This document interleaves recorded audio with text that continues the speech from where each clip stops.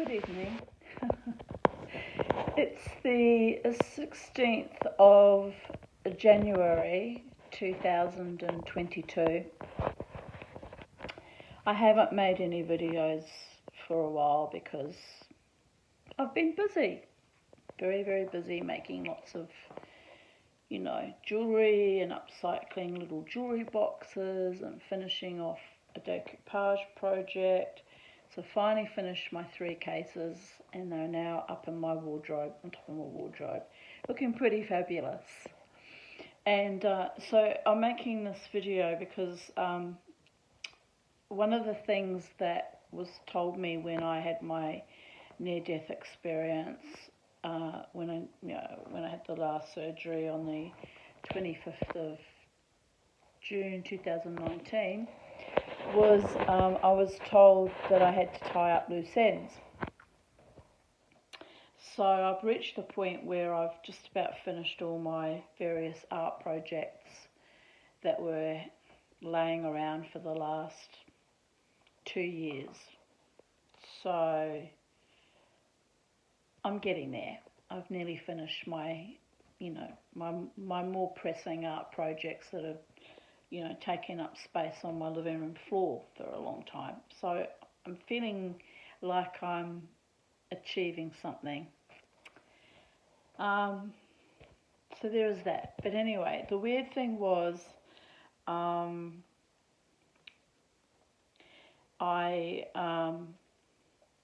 had a strange occurrence today, and an ex-lover was walking past my drumming circle just as it finished, and he used to attend the same drumming circle, and he stopped going there about, it was November 2020, the last time he fronted up with one of his girlfriends, and he stopped going after that because I basically made a bit of a speech about evil and people who are predatorial and toxic, and that I recognised evil when I smelt it, because I come from a family that was so evil and toxic that I know the stain of that well. Anyway, he got the message and he stopped coming to drumming as a consequence of that.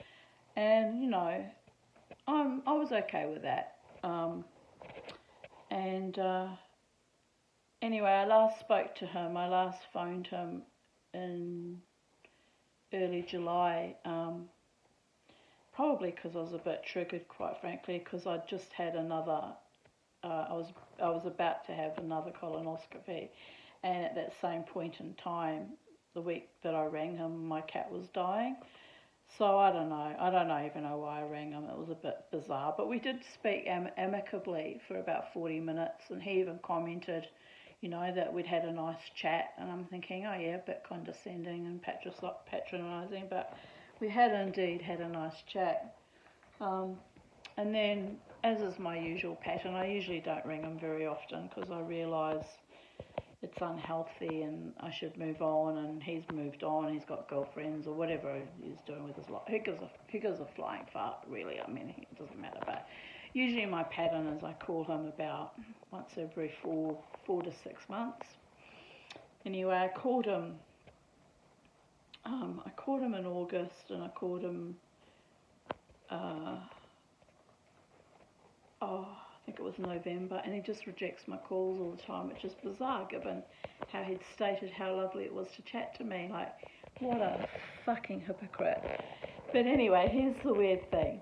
I'm laughing about it because I shouldn't even be angry, because this crazy sadomasochism bullshit's been going on for close to 8 years now.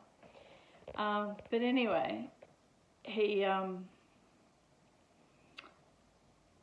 popped into my mind yesterday. I've been doing better not thinking about him. I sent him a text on New Year's Eve basically saying he'd done, as the relationship, he's still using this woman up, and it was a bit toxic of me, quite frankly, but it's just, I'm just done with the sadistic cruelty of this man and other men that I've had in my life who were even more dangerous. I'm just kind of done, you know. And so I'd sent him this text saying, I wish you the same 8 years that you and your vile friends gifted me, and see you in hell. And, you know, I did mean it. Like, I'm not the least bit sorry, because the contempt and disdain when I call on rare occasions is unnecessary. Like, it's just puerile. So, because I'm quite intuitive and psychic, and I've been underestimating my own abilities on my telepathy and my attunement to people, and believe me, I've done everything to cut ties to this guy, alright? I have, you know, done everything.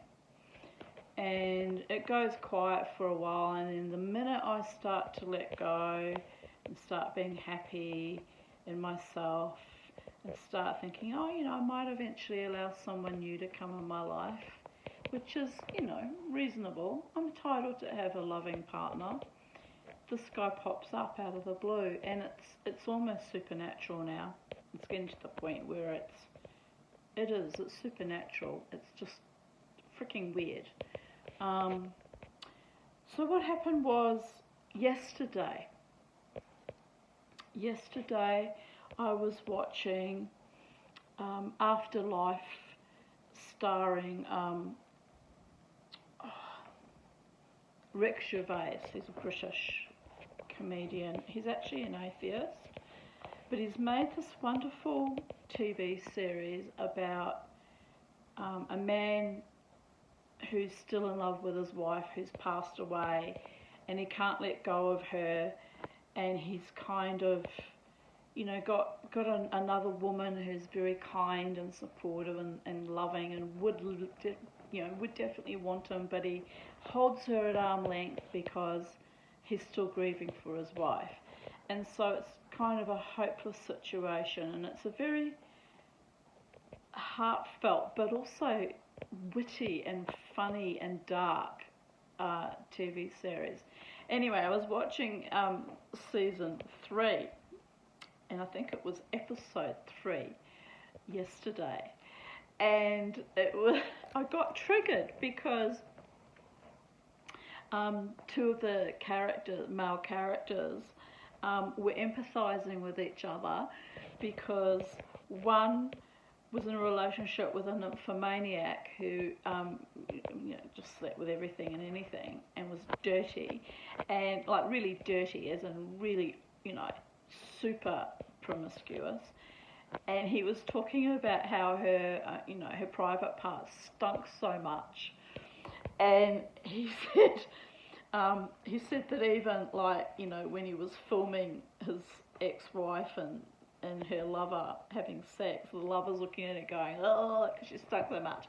And I started laughing, because it's a similar situation. I mean, I wasn't with this guy in a committed relationship, but it was a similar situation when I saw him hanging out with my ex-friend, who also had that issue of being, hypersexual, and she happened to also be a survivor of CSA like me, but she manifested it by being hypersexual, let's just say nymphomaniac slut. And I'm trying not to laugh, because no judgment, because we all go through phases when we act out and we're a bit wild and we're trying to comfort ourselves sexually. But this woman was bordering on putrid, and did indeed stink from her vagina so badly that when I saw my former lover sitting with her, and this was the 6th of January 2019, I just be like, oh, go to the doctor. So I'm watching this TV series yesterday, and it's the same scenario, right?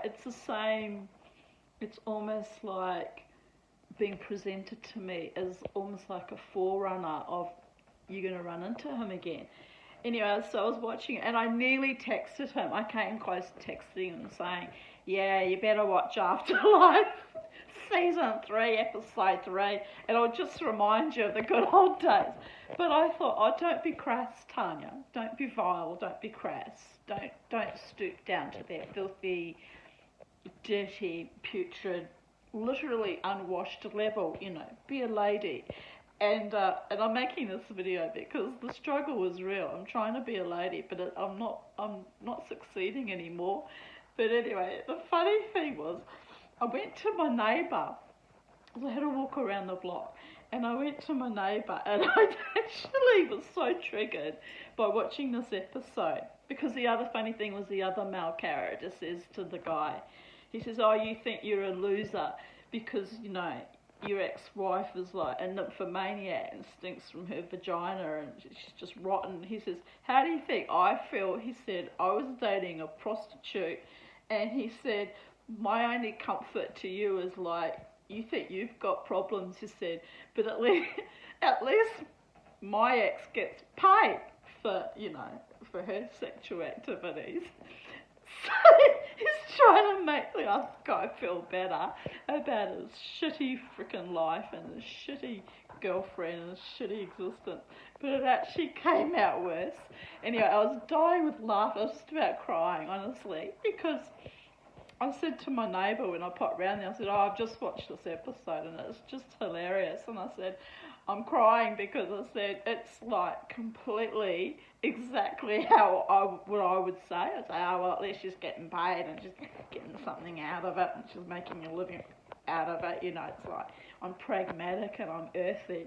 And I said, whereas the other one's just handing it all over for free to any random fellow going by, and she's just rotten from her insides out. Anyway, my neighbour's wife's just looking at me like this.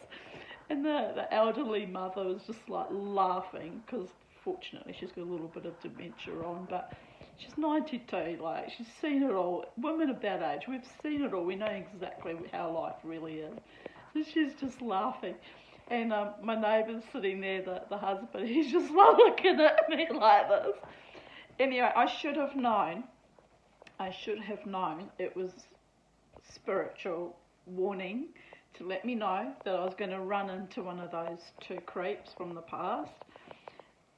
So, and sure enough, today I went off to my West End drumming, and this morning I heard a voice in my head say the name of this ex-lover, right?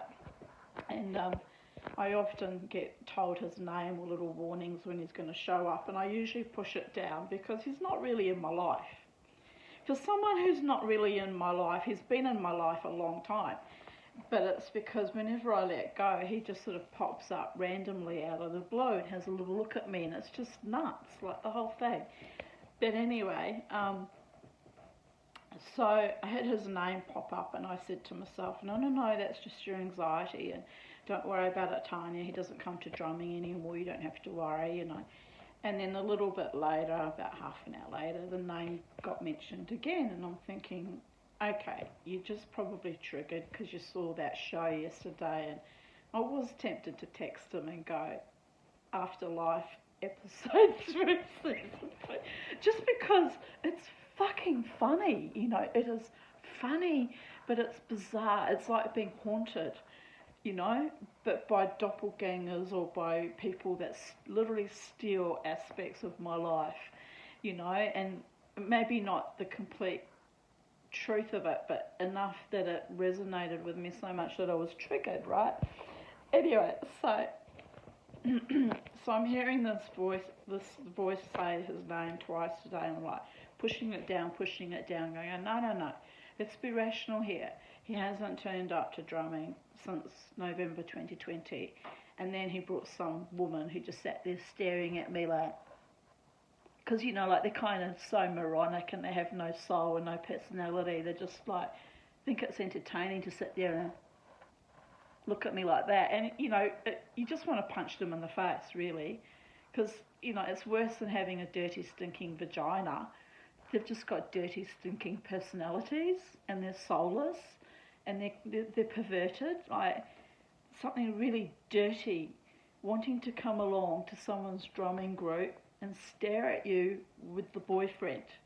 Like if I had a boyfriend that wanted to go and stalk an ex-lover all the time, I'd be like, what the fuck is wrong with you, man? Like, are you with me or are you still after her? Like, leave me out of it until you sort your shit out, because it's not normal what you're doing. But these women just crawl around after him and go, and they're just as sick as he is. But then I'm sick too. I'm sick too, because after 8 years, close to 8 years, I haven't let go either. Like, I'm actually, I'm actually kind of amused by it, because it's so weird and, like I said, supernatural. But here's the kicker, right? Here's the kicker. It's easy to laugh, but in all seriousness. So I'm sitting there at drumming today, and I didn't go last month because I wasn't well. And so we're sitting there, and there's, my friend Belinda, who runs the drumming session, and her husband, Bill. And this nice younger man turned up. Nice, friendly man. Affable and friendly and bright and positive and amiable. And I'm thinking, oh, what a lovely young man. Too young for me, I thought to myself. But I thought, oh, maybe I'm ready to look at men as romantic partners again. It's been a long time, because I've been so in love with this creature, this person. I just don't understand it. So anyway, I'm looking at this young man, and he's looking at me, and he even winked at me. I'm thinking, oh, here we go. Yeah, we're on for young and old, here we go. But I didn't buy into it, because he's young, and it's just, I'm not there to pick up. It's just pathetic when you have to behave like that. But I thought, it doesn't hurt to make friends, Anyway, so we had a bit of a chat. He was very friendly, and he was very open, and he was quite upfront about, he's new to Brisbane, and, what he did for a job, and, nice things. And anyway, this other young woman as in his age group, arrived and joined in, and he mentioned that he spoke Spanish, so he started speaking Spanish, and then the young woman spoke back, and they had this conversation in Spanish, which was quite lovely, because by this stage Belinda was at the end of our drumming circle. She plays the hang pang, and that was very musical and lyrical, and then listening to them speak Spanish was also overlaid, the music of the Spanish language overlaid with the hang pan. It was actually quite lovely. And of course my dog, Bobo, was being a complete little shit and was barking at everything that moved, so that was stressful. But apart from that, I had a lovely time. Anyway, it starts to finish, we said, oh, we're finished now. So I stand up to pack up my bags, and the ex-lover's walking down the pathway towards me, not coming to me, but walking back to where his car was, but on the path. But he was like, the trajectory was, he was like looking right at me, walking like almost towards me. Anyway, I just looked, and he looked, and then I looked down at what he had in his hand. He had a big like snare drum in his hand. I was like, oh, there was a band playing a bit further down, and I thought, oh, he was at that band. And then he's looking like freaked out, because he's probably thinking I'll say something. I'm thinking, no, I've told him in my text, I'll see you in hell. Well, hell's open to all sorts of interpretations, of course. I've already lived through more hells than the average human being, so what's one more, It's just ironic. So anyway, and I'm looking at him, and all I could think to myself was, yesterday watching Afterlife, see you in hell, mate. And thinking about the character going on about his ex with the cruddy vagina, and he's like, he was hanging out with my ex-friend with the cruddy vagina, so there you go. Funny shit. So anyway, I just look at him, and he's looking at me, and I just turned away, because I thought, I need to let go of this guy. He's not important to me. He's just some dude that one time we had a night of passion, and after that there was nothing but sabotage laid upon more sabotage, laid upon more sabotage. Both him and I, and of course the creepy friends that surrounded us that were so vicious and envious and spiteful, and she of the smelly punani also was part of that, although I wasn't aware of that at the time. So it was all just ugliness heaped upon ugliness heaped upon ugliness until I eventually tried to kill myself. Not because of him per se, I had other major issues going on that year, but it was just awful. And so now I can sit back and go, well, I survived all that. I need to have them constantly pop up, you know, on monotonous regularity like a pinball machine. Ping, ping, ping, ping, ping, ping. And so anyway, so he looks at me and I look at him. I turned away, right? And I put my shoes on. I had like, flat slip-on, thong type shoes. And so I put those on and, I had my dog and I was picking my stuff up. And then I stood up and I said goodbye to Belinda and Bill and the young man sort of said bye and looked at me all intent, see you next month. But they all say that, they don't always turn up again, But it was also a bit weird. It was like we were being sussed out in a way, but that's okay. People do that, they suss you out, see if you're weird and what kind of group you are before they join a drumming circle or a dance group or whatever. There's nothing wrong with doing that per se. Anyway, I liked him. He seemed like a nice young man. So, anyway, so I say goodbye and I look over and I see the ex-lover had gone to his car, which apparently had only been 3 or 4 cars parked in front of me, which is weird because I didn't see it when I parked my car.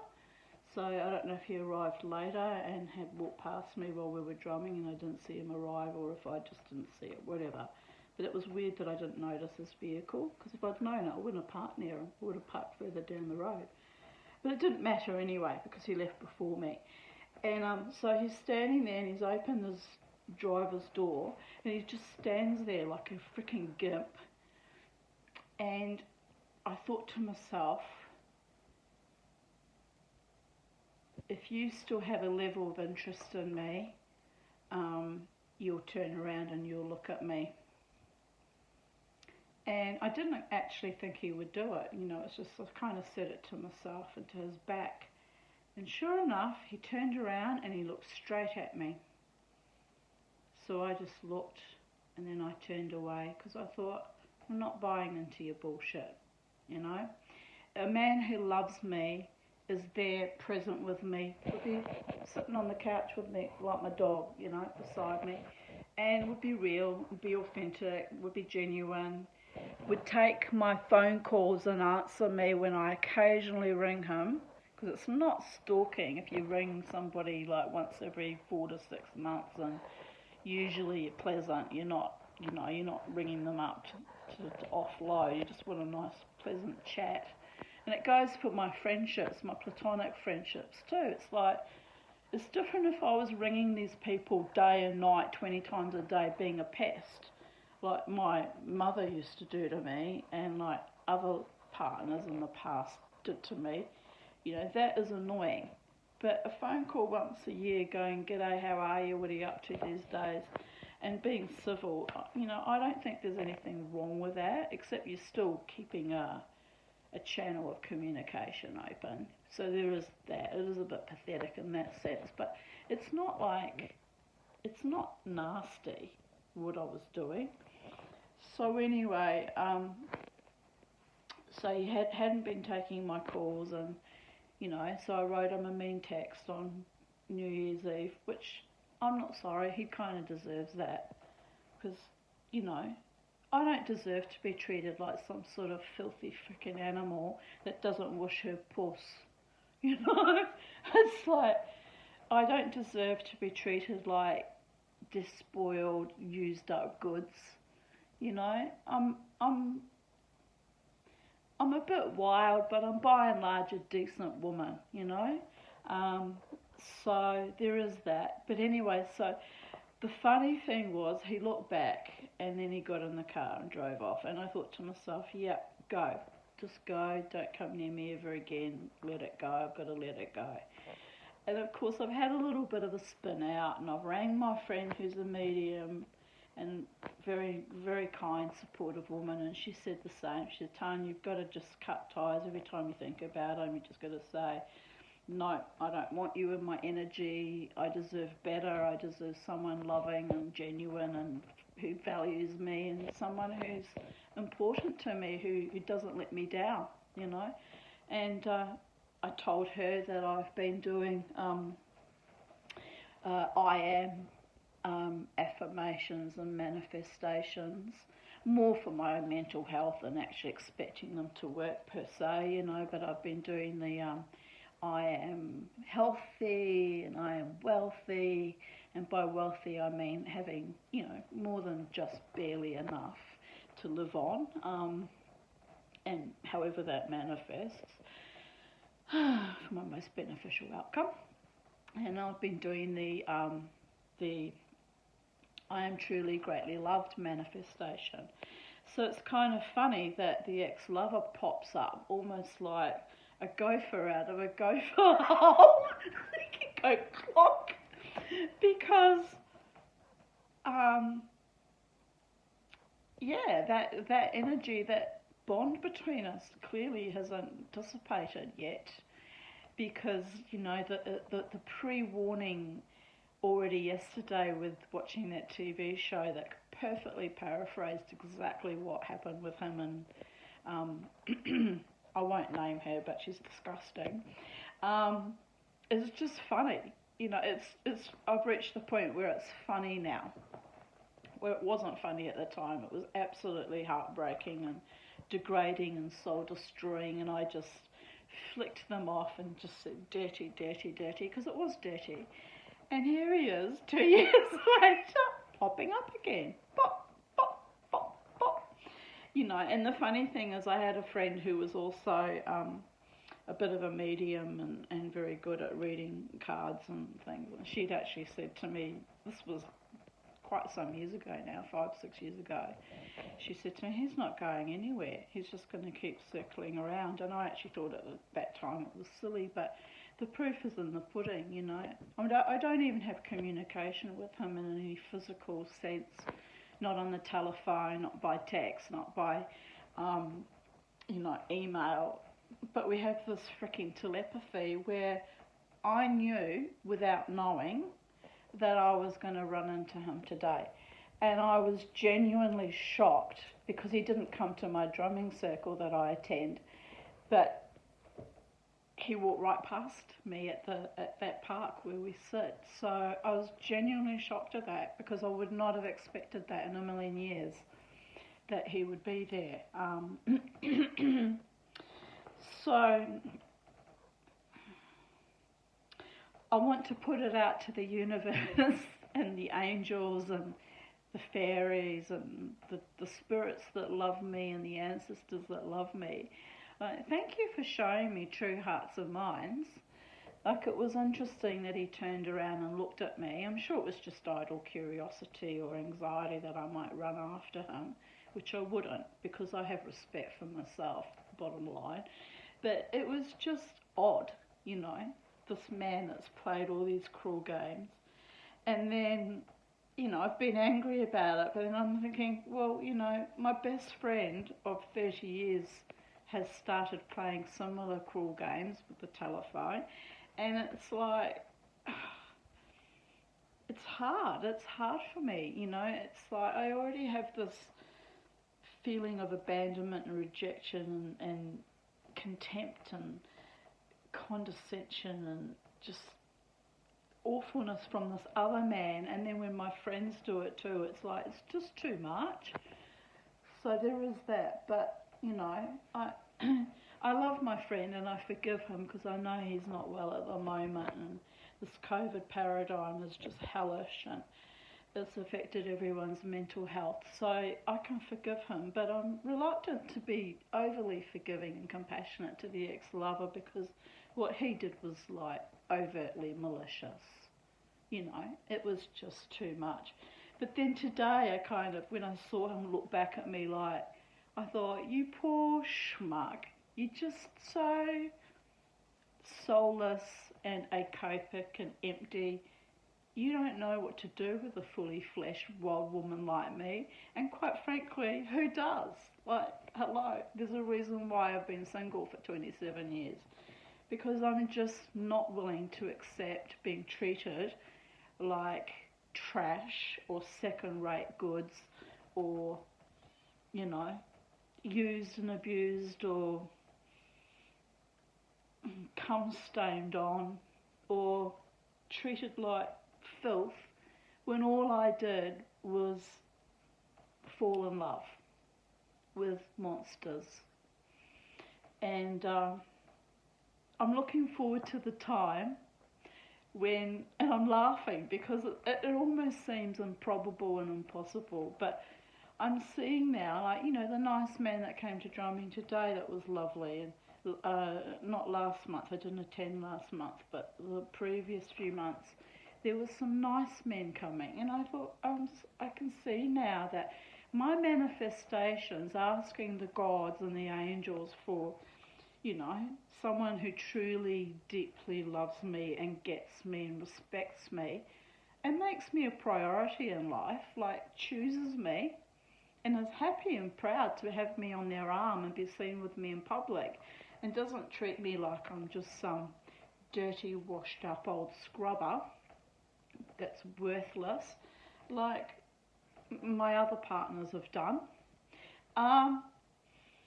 I can see that there is a shift, that I'm seeing lovely people popping up on the horizon, and I look at them and I think, oh, you're lovely but you're too young, or you're lovely but I'm not ready because I'm still holding this attachment to this thing that doesn't deserve to have that attachment.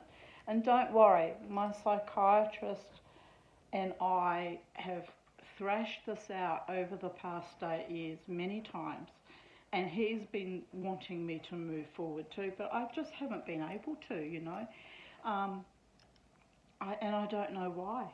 It's like this guy's got nothing to offer me but grief and abandonment and rejection. That's all he's ever gifted me, you know. So I know, and I know that consciously. I'm not stupid. Like, I know that. But, you know, even my psychiatrist said it's the weirdest love affair he's ever heard of. And he's a therapist, you know, psychotherapist. So there is that. But having said that, you see, I do have really real, heartfelt, loyal, enduring love from men in my life who unfortunately are all unavailable, unattainable, because my psychiatrist, who's very loyal and caring and compassionate and sweet to me, you know, is my doctor. So I can't go there because that would be unhealthy and would be transference. And then I have, you know, my friend, my close friend, who's been weird about making contact in recent, you know, years, the last 2 years. We've been friends for 30 years, but it has never been a sexual relationship. It's always been platonic. So I'm always held at arm's length like that, you know. It's like you can come so far, but then you must stop.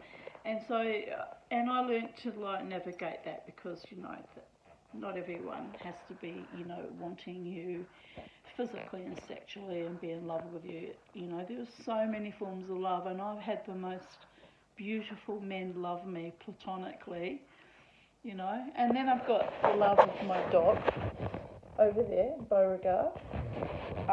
And then I've had the love of, you know, some very beautiful, kind, nurturing and generous, very generous female friends who have been benefactors in my life and floated me along when I was destitute and bordering almost becoming homeless. You know, these women have fought for me and floated me along. And now in this current paradigm, you know, January 16th, 2022, you know, I've started having new people come into my life, like my medium friend, who has also experienced the most horrific domestic violence and nearly died. And so she actually wrote a book about her near-death experiences. So people who understand who I am as a person, as a woman and as a soul, they understand what I have actually survived, and that my wanting to just have a beautiful, loving partner in my life is actually, albeit unrealistic for me personally, given my lifetime of abusers and traumas, is actually, healthy and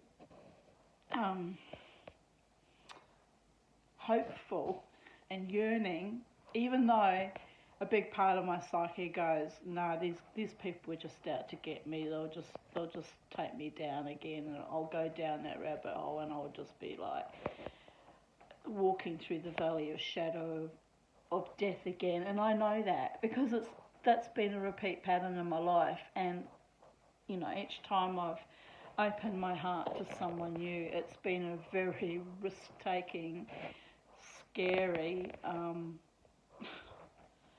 tumultuous force of nature in a sense, but like this last lover that I'm talking about that keeps popping up and has been popping up for the last 8 years. Now, when I met him,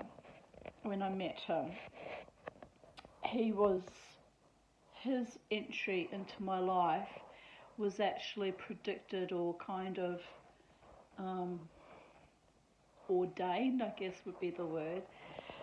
It sounds funny now, it sounds bad, but this is what, this actually happened. I had this friend who was a Maduan, which Ojibwa, North American Ojibwa tribe, not a medicine man, but a healer, like 3 levels down, called a Maduan. And he actually predicted that, or ordained that I would meet this person, and that our souls would recognise each other, and we would light each other up, and we would choose each other. Well, that went wrong, obviously. 8 years later, I'm still struggling. But the thing that happened that they did get right, the spirits or the Ojibwa ancestors or whoever was working on that at that point in time, which was 2013, before I met this person, what they did get right was they said he would light you up and you would recognise him in all worlds, paradigms, dimensions, blah, blah, blah. Well, that's true. I did recognise his energy. Today I was caught slightly by surprise because I actually didn't think he would be there. But I had the pre-warning yesterday with watching that TV show in the same situation. It was like, be ready, ha ha, But what happened when I met this guy was we had the wildest, most passionate encounter. I'm just putting it delicately there. And and then it was sabotage because I was annoyed that I felt like I was just being played for a fool and used again, because that's a pattern. And but he did light me up. He lit me up. He sparked me up like an ectoplasm out into the cosmos, so much so that I was forced to confront my own spirit and my own innate creativity and my survivalism and my strength. And by the time I reached the point in 2015, which was a year, when did we hook up? February 2014, and my suicide attempt was in August 2015. So it was about a year and a half after I had a literal gutful because I was under constant attack that year, and I was grieving not only the failure to, have this loving relationship that I really wanted. I really wanted him. I really wanted something lovely to come out of it, and it just kept being stymied and pushed down, and I kept being treated like some kind of leftover, turd. And so it came to a head. But the thing that even that suicide event, I call it an event because I survived it against all odds, and I still don't understand fully why. It's just bizarre. But anyway, that came to me by the grace of the gods. Odin, Thor, Freya, Adonai, the Holy One, blessed be their name forever and ever. Whoever's running this universe, it came to me as a great gift.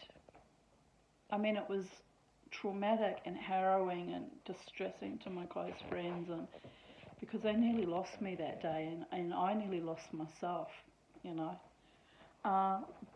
But the great gift has been that I realised when I woke up the next day and I wasn't dead and I didn't know how the hell that happened, that I had to take back the reins of my life and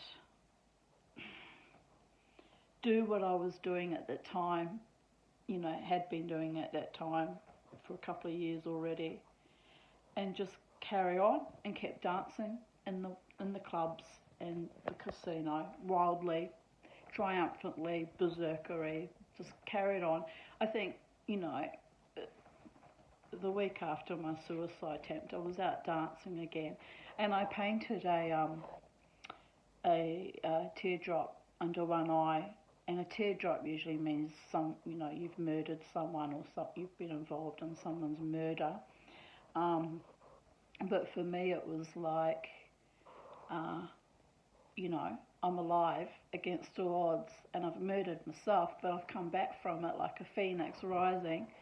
And I put a little semicolon to show that my journey's not over yet. And off I went dancing wildly, and I had a brilliant time. And then, unfortunately, because of the suicide attempt, the way I chose to attempt to kill myself caused severe nerve damage to my teeth. So I had the most horrific 3 years of chronic teeth pain after that. So that was awful. And then I was getting like terrible nerve pain in my leg. That was awful. That still comes and goes occasionally. So I was like chronically unwell after the suicide attempt, more unwell than I had already been unwell before that with my lungs and my other issues, you know, but I had all that added on. So I sat there thinking, why didn't I die? It's like being tortured, you know. And then I had my 2019 surgery for the gallbladder. So, and that was horrific. That was so fucking horrific. Because I couldn't just go and have a normal surgery like a normal person for a routine surgery. No, I had to be emotionally, mentally tortured by the medical personnel. So that ended up being a massive fight again. And so here I am, it's, January 2022. And in between that horrific event at the hospital, which was on, 25th of June 2019, to now, I've had, an awful abusive colonoscopy where I had to fight the admin staff on the 26th of July, last year. And I've had, to heal myself from the gallbladder surgery, and it's just been like hit the ground running again, So when I tell you that I'm actually done, and I just want a peaceful, loving existence, blessed and protected by the gods. I don't even care anymore that I don't have a loving partner. I saw Dave today, and, it hurts. It's going to always hurt, because he's just a symbol. He's just the final straw that broke the camel's back that nearly killed me. Of all the men in my life who failed to love me and treat me with respect, including my father, who was also named David, and, the homeopath, David Davidson, and all those other monstrous, feted, filthy men that came and went out of my life but couldn't go without trying to kill me, what the actual fuck? Like, I honestly don't care anymore if I never have a loving partner again. Because the thought of having someone in my life who is sitting on my couch with my dog, controlling the remote, eating all my food, probably not paying his way, like I've had, Terry Rosalie and all those other pigs, and using and abusing, and then potentially trying to kill me as well. Like, why would you want that? Why would any woman who's got a little bit of dignity left choose someone that is so utterly, utterly selfish and disrespectful and dishonourable and disgusting? Why would I want that?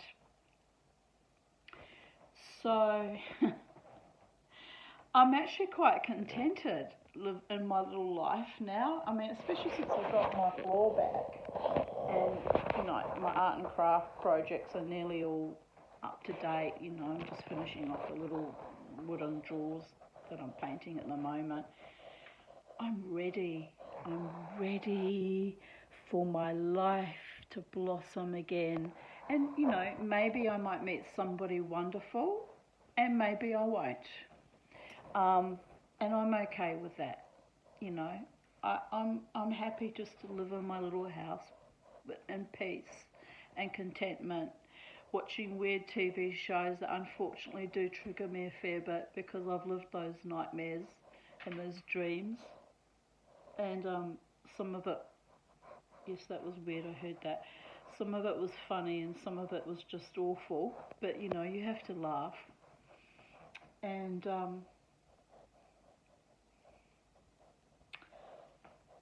it's just bizarre, the whole thing, It's just bizarre. But, I firmly believe, and I've been teaching this, through my stories and my philosophies on life. I do firmly believe, ironically, for someone who's cynical and bitter and quite broken and hurt and damaged as I am, I do believe that love is eternal. Real love, authentic love, nurturing, caring, protective, ennobling, blessed love can't die. And I know this because of what happened in 2016 when Davidson, the Devo, died. He was knocking on my door for 4 nights in a row. So, the love I poured into that creature, and I call him a creature because he was so dishonouring of me, so disrespectful.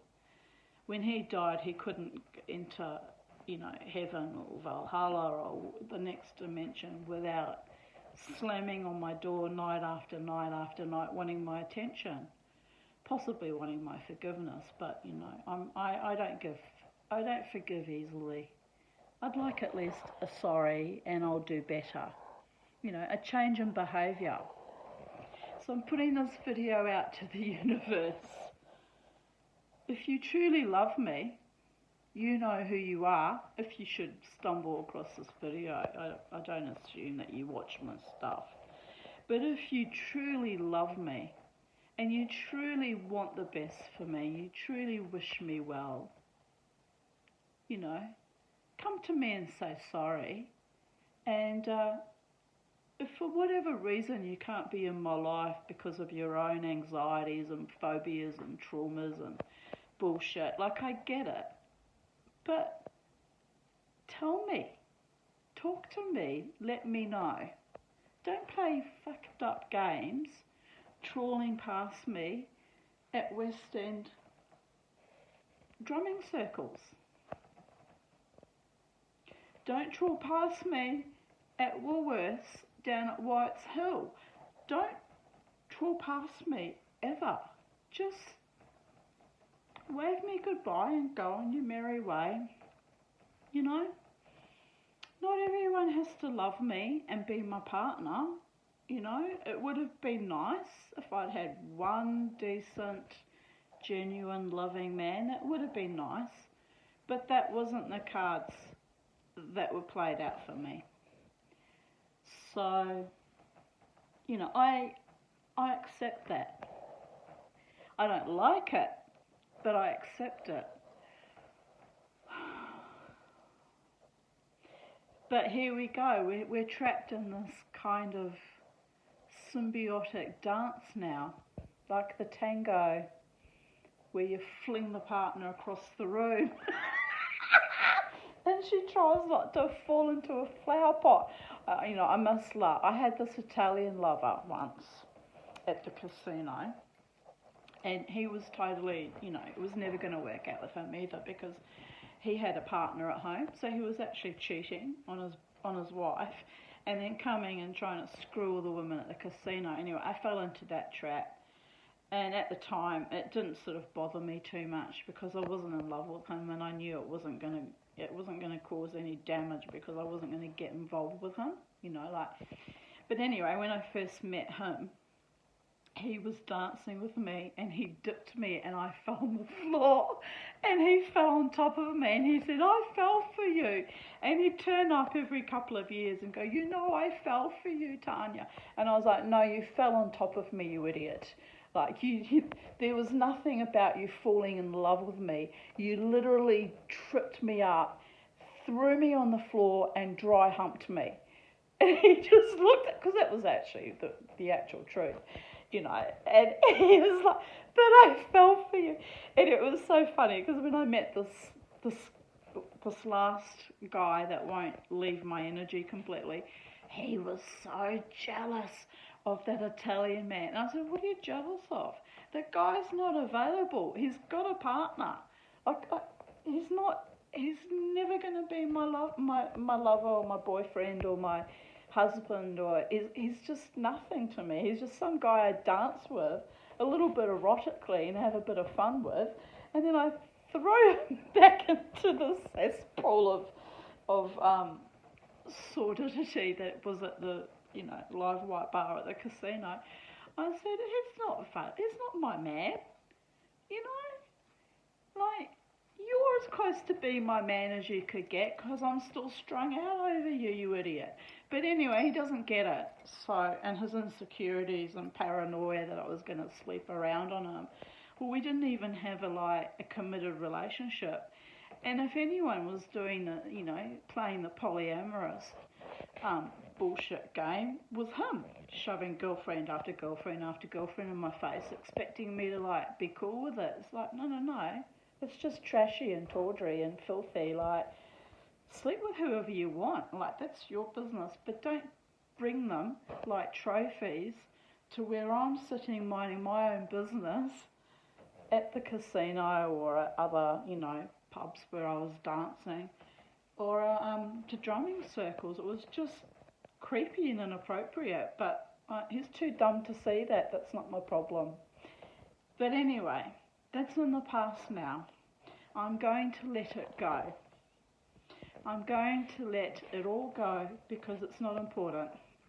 What's important is my peace and my contentment and, you know, my creativity and my writing and my making jewellery out of silver spoons and my upcycling little jewellery boxes and bits of, you know, cutlery, canteens and bits of furniture, whatever comes my way that I can turn into something lovely. I'm making my life beautiful. I'm making my life so beautiful and so artistic and creative and innovative and amazing that I don't miss having a partner. I don't miss anything.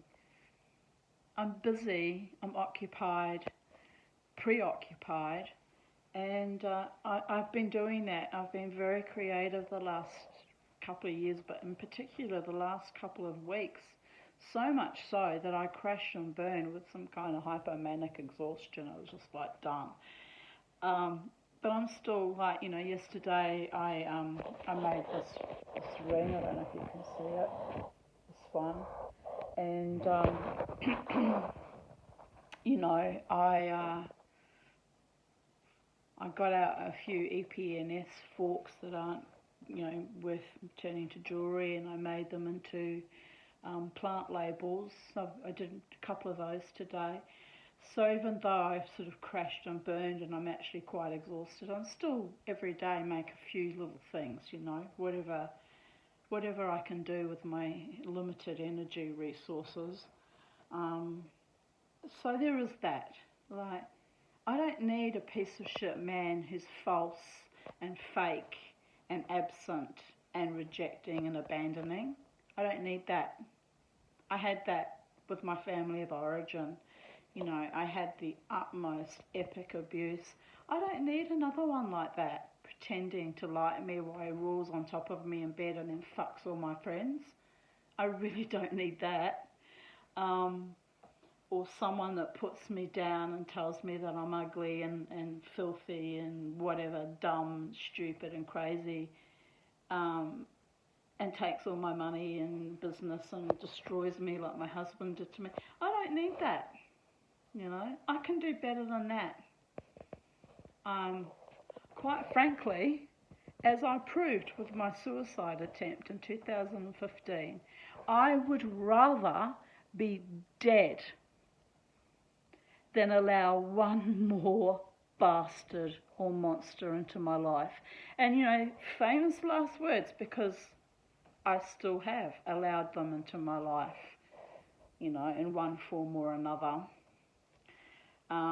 But I'm very, very careful who gets into my private, sacred space now.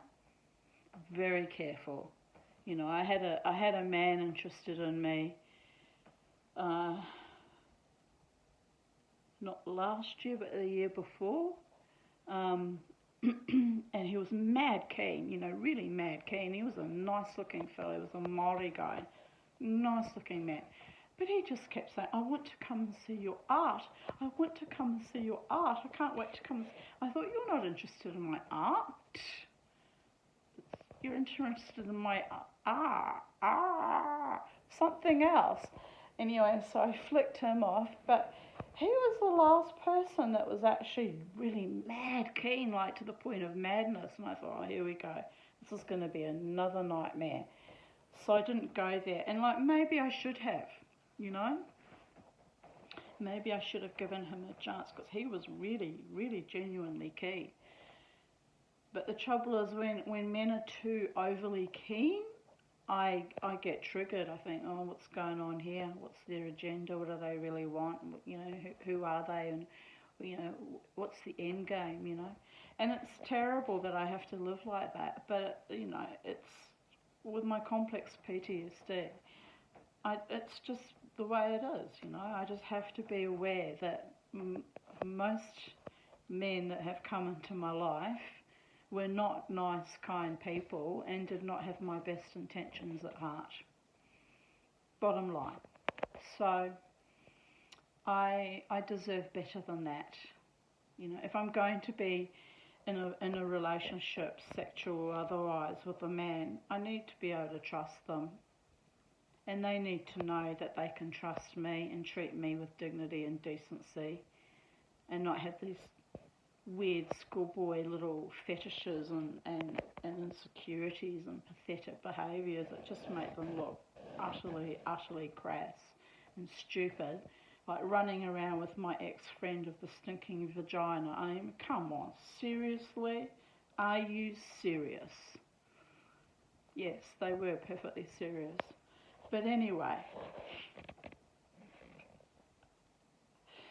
I'm getting old now. I'm 57. There'll probably come a time when my little mimsy isn't quite as posh as he does, so I'll have to just be aware of that. I hope that doesn't happen. It's a wonderful invention. It's called, soap and water, or at least water. But anyway, never mind. We all have our issues. I'm not perfect. I'm struggling to maintain my equilibrium and my peace and my health, what's left of it, in a COVID paradigm that's debauched beyond belief and coercive and sadistic and cruel. So, basically avoiding all doctors and hospitals because I think they're dangerous now. I don't trust any of them. So there is that. So, I'm living a very fine line of maintaining my existence in a society that's gone completely awry.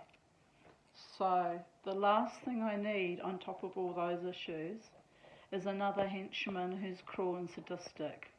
I just can't go there. But my heart, you should hear my heart, it's going boom, boom, boom, boom, boom, boom, boom, boom, boom, boom.